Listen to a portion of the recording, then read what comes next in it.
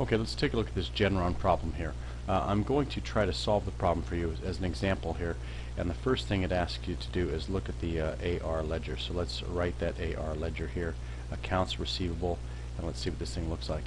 If you have the problem printed out, you can follow along without turning off this video. It says it has a beginning balance of 22,500, so I'm going to write that in here, 22,500. Okay, that's our beginning balance. Okay, and then it says we had credit sales of 45,575, so that would go right into this account, 45,575. Okay, and so that adds up. Those are both debit accounts here. And then it says we also received 38,500 from customers, so 38,500 from customers goes over here. And what this means is that they've paid us off. And so that is pretty much where we're at with this.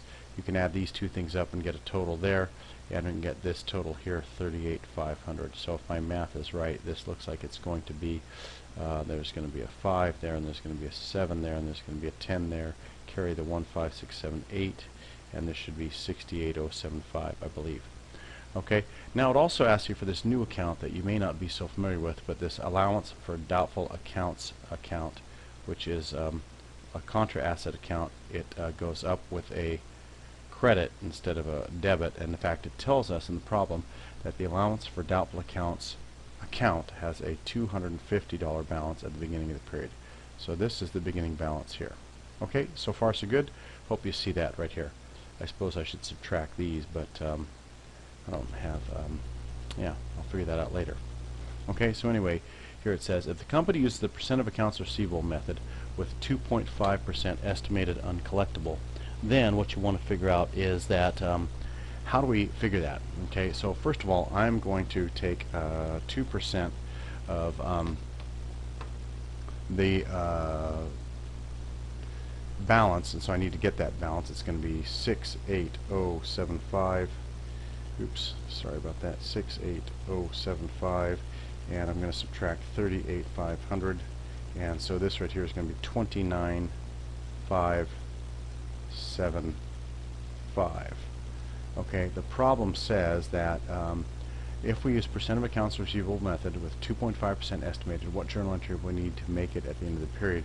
What this means is we want this number down here to be equal to exactly 2.5% of this number of our gross receivables. So all I do is I take this number here, 29,575, and I multiply it by 2.5%. Now remember that to take a decimal into a fraction number here, you need to actually move the decimal twice. So if I move it twice, it's going to go 1, 2, I'm going to get 0.025, and then I'll multiply.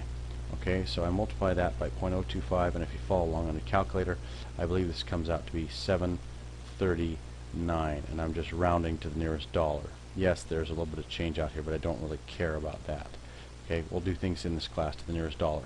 So what that means is this number here needs to be here, right in that spot. So we'd write 739. Okay, and now to make this work, I have to have a credit here. Well, what's 739 minus 250? Well, I'm going to get 489 is going to have to be my credit for this journal entry. So that's the corresponding credit right here. And notice in this method, I had to have the beginning balance.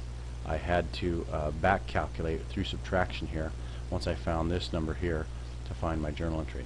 What it means is that the journal entry would be bad debt expense, and I'm abbreviating here, but the bad debt expense would be that number here, 489. That's the debit I make on this side of the journal entry, and then this is the credit that makes that balance equal to the number I need it to be equal to. Okay, so this credit goes right there. That's what I figured out here, and the corresponding debit is that's the expense that hits my balance or hits my income statement for this period. So here's the journal entry for that one, and that's that. Okay,